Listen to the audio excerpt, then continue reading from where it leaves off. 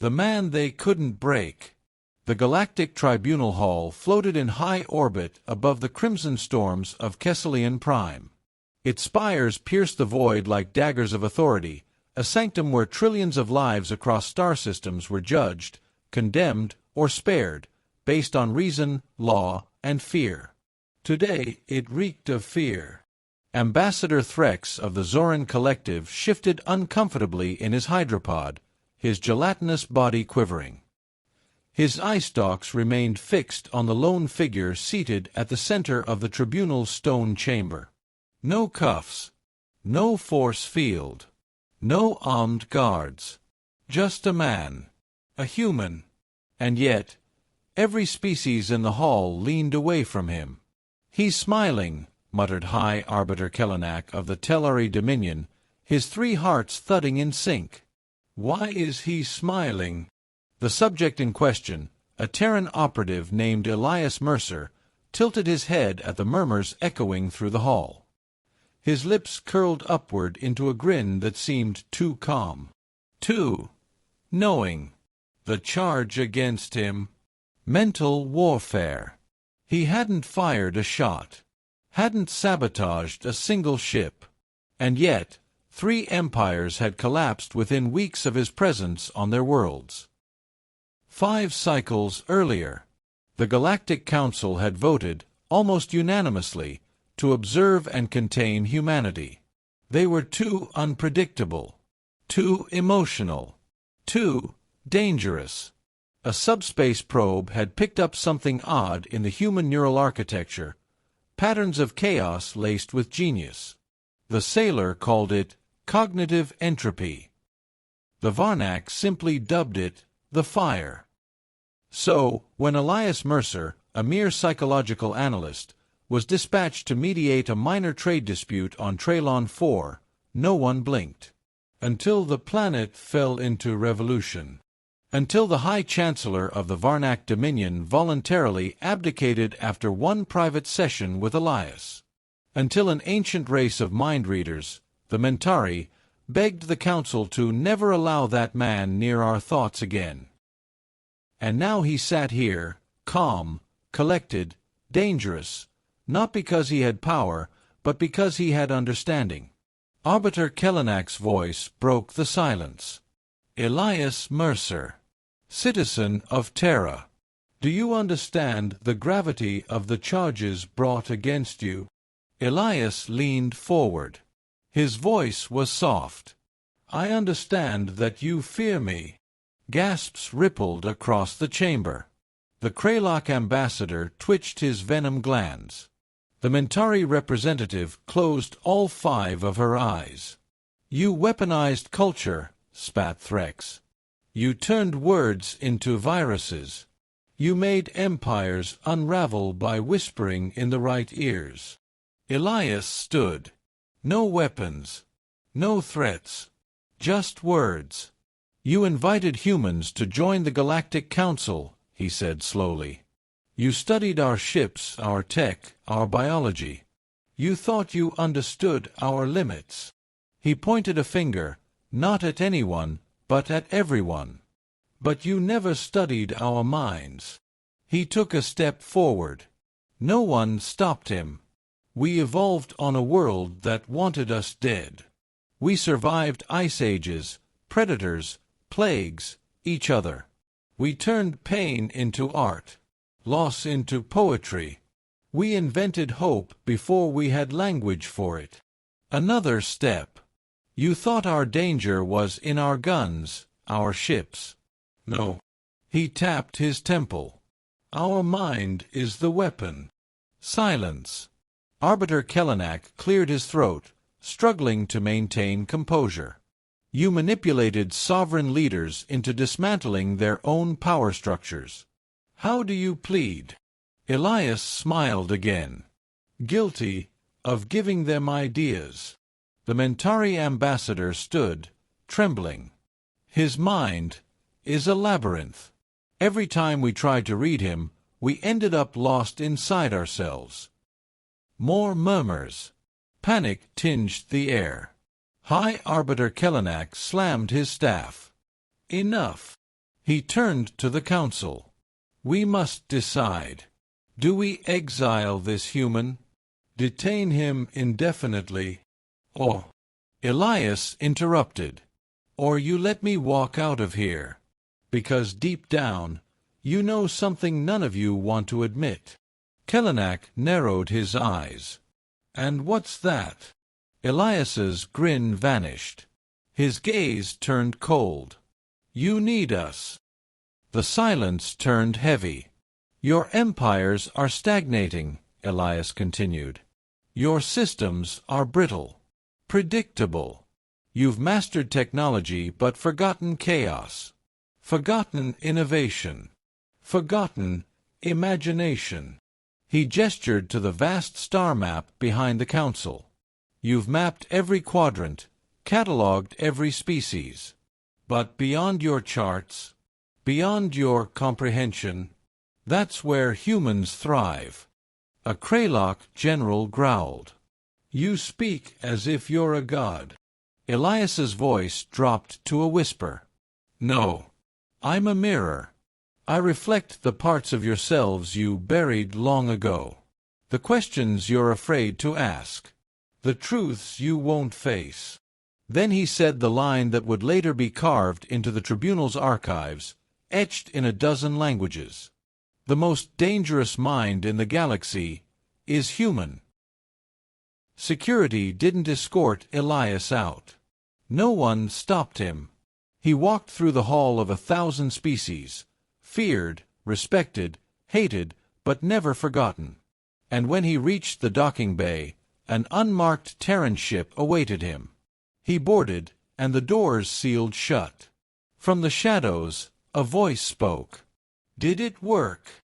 Elias turned toward Admiral Sarai Nwoko, commander of Earth's clandestine psychological vanguard. They'll never sleep easy again, he said. We didn't need to fire a shot. Sarai smirked. Good. The fewer wars we fight, the better. Elias glanced at the stars. Wars are fought in the mind now. And in the void above Kesselian Prime, where ancient empires had ruled unchallenged for millennia, the balance had shifted. Not with force, not with fleets, but with one human mind. The Galactic Council was in shambles. In the weeks after Elias Mercer's departure, 12 star systems closed their borders, 7 mid-tier empires began internal reforms, and the once stable Telari Dominion fractured into civil war, all without a single Terran fleet entering orbit. And the word that echoed in every war room, court chamber, and intelligence bunker? Human. No longer a species. No longer underestimated. Now, a code word for disruption. A virus. A threat to control. And somewhere, drifting in the gravity well of a dying sun, the elite minds of Earth's psychological vanguard met again, not in ships, but in minds. Initiate Vesper Protocol, Sarai Nwoko said flatly. Her voice echoed in the digital psyche hub shared by Earth's top cognitive architects. Dr. Amadi blinked, disturbed. You want to trigger Phase 2 already? We haven't even assessed the psychological shockwaves from Kesselian Prime. Elias leaned forward from the virtual shadows. They're reacting faster than we thought. Fear is accelerating evolution. Good. That's the point. Amadi said. You unspooled 1,000 years of galactic political order with a monologue. Elias shrugged. Exactly. Meanwhile, on the council world of Tixelar, High Arbiter Kellogg reviewed the footage of Elias's tribunal appearance again, frame by frame, pausing only on the moment Elias spoke his last line. The most dangerous mind in the galaxy is human. He didn't lie, muttered Kellogg. We should have eradicated them when they were still dirt-bound apes, hissed General Vrel of the Kraylock. They walk among us now. No claws. No fangs. Just words. Which strike harder than any weapon, the Mentari ambassador whispered. Her people had sealed their minds off completely. No mental communication. No dream sharing. No access. Fear had pushed telepaths into silence. This isn't war, she continued. This is mental destabilization at the civilizational scale. Kellenak stood. Then we adapt. Or we die. The Council began countermeasures. Propaganda campaigns. Memory-blocking neurochips. Surveillance of Terran speech patterns. Hundreds of specialists trained to detect human psychological contamination. They tried to build a firewall for the mind. But it was already too late. The virus had spread, not as data, but as doubt. Why do we obey? What lies beyond this system? What if they're right? In sectors where humans had never even set foot, insurrection bloomed, because someone had read a transcript. Because someone had heard the idea.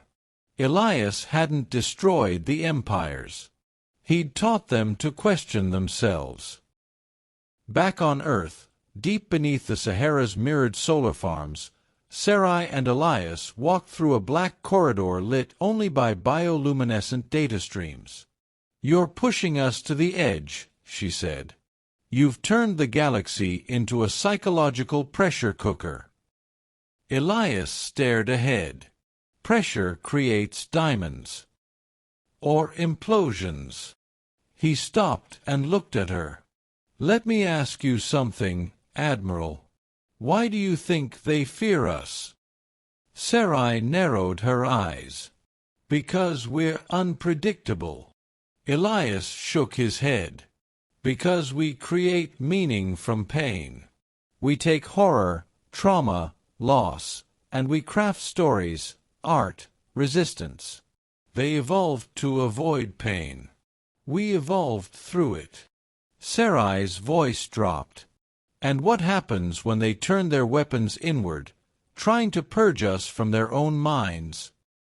Elias grinned, not in triumph, but in anticipation. "Then we win. Because that's when they start thinking like us." Weeks later, a summit convened on the gas giant Veshel, hosted by the remnants of the Zoran Collective. Not to plan war. To sue for understanding. Elias arrived alone. No weapons. No soldiers. No fleets.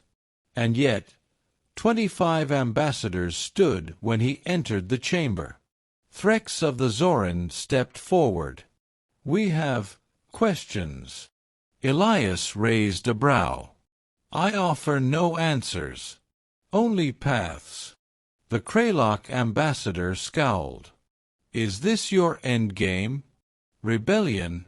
Collapse?" "No," Elias said. "That's your fear talking." He approached the central dais, activated a holomap of the galaxy, then rewrote it in real time, not with borders, but with influence zones of thought. "You want order," Elias said. "You want stability. But you built it on obedience, fear, control." He tapped the core of the map. "Humans offer something else." "Chaos," spat someone in the crowd. Elias nodded slowly. "Freedom." A long silence. Then Threx whispered, "You would tear down everything we've built?" "No," Elias said. "I would show you how to build something better." The council was silent. Elias turned to leave.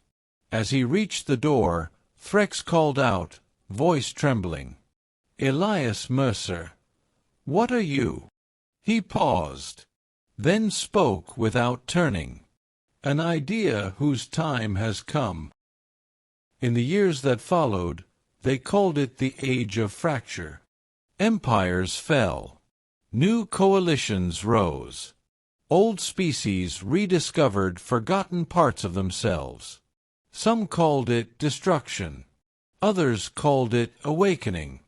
The Galactic Council never regained its former power. But Earth didn't conquer them. They changed them from within. And Elias Mercer? He disappeared, vanished into the star systems without a trace. Some say he became part of the neural web that now spans the galaxy, a whisper in every council chamber, a question in every young mind. A warning, or a promise. The most dangerous mind in the galaxy is human.